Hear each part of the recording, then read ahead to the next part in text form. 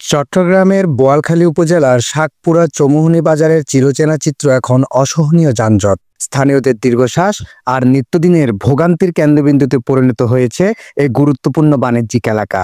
বোয়ালখালীর শাকপুরা চৌমুহনী বাজার, যা একসময় স্থানীয় অর্থনীতির প্রাণকেন্দ্র ছিল, এখন যানজটের এক জীবন্ত উদাহরণ। সপ্তাহের 7 দিনই এখানে যানজট নিত্যসঙ্গী। বিশেষ করে রবিবার ও বুধবার, এই 2 দিন যখন সাপ্তাহিক হাট বসে, তখন পরিস্থিতি আরো ভয়াবহ রূপ নেয়।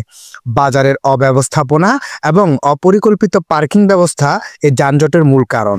শাকপুরা চৌমুহনী বাজারে প্রতিদিন যানজট লেগে থাকে। এখানে স্থায়ী কোনো সিএনজি চালিত অটোরিকশা এবং ব্যাটারি চালিত অটোরিকশা স্ট্যান্ড না থাকার কারণে যানজট আরো তীব্র ধারণ করে। এছাড়া প্রতি সপ্তাহের রোববার এবং বুধবার রাস্তার 2 ধারে বাজার বসার কারণে আধা কিলোমিটার জুড়ে যানজট সৃষ্টি হয় এবং এই এলাকাটি 2 মিনিটের পথ পাড়ি দিতে 1 থেকে 1.5 ঘন্টা সময় লেগে যায়। ফলে মানুষের চরম ভোগান্তির সৃষ্টি হয়। সিএনজি অটোরিকশা ও ব্যাটারি চালিত রিক্সাগুলো সড়কের উপর এলোমেলোভাবে দাঁড়িয়ে থাকে, যার ফলে সংকীর্ণ হয়ে আসে রাস্তার সিংহভাগ। শুধু তাই নয়, বাজারের অর্ধ কিলোমিটার জুড়ে সড়কের দুপাশে দোকানপাট বসায় যান চলাচল আরো ব্যাহত হচ্ছে। এই বেঙ্গুলোর যে রুটটা রাজনীতি তো চালু হয়ে শাকপুরা মুকুল যাইয়ে সিএনজি অবস্থান করে এবং টমটম অবস্থান করে। এই যানজটের কারণে মানে আটবারে প্রতিটি আটবারে কি যানজট হয়,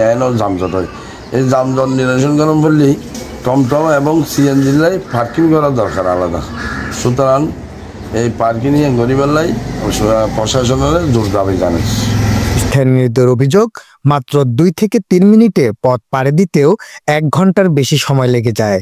এতে করে একদিকে যেমন সময়ের অপচয় হচ্ছে, তেমনি জরুরি প্রয়োজনে দ্রুত গন্তব্যে পৌঁছানো কঠিন হয়ে পড়ছে। শাকপুরাতে যানজটের মূল কারণ হচ্ছে শাকপুরা মেইন রুটে সিএনজি টেম্পো সারিবদ্ধভাবে দাঁড়িয়ে থাকে। এই জন্য পথচারীদের অনেক ভোগান্তি হয়। স্কুল, কলেজ, মাদ্রাসা অনেক দুর্ঘটনায় সম্মুখীন হতে হয়।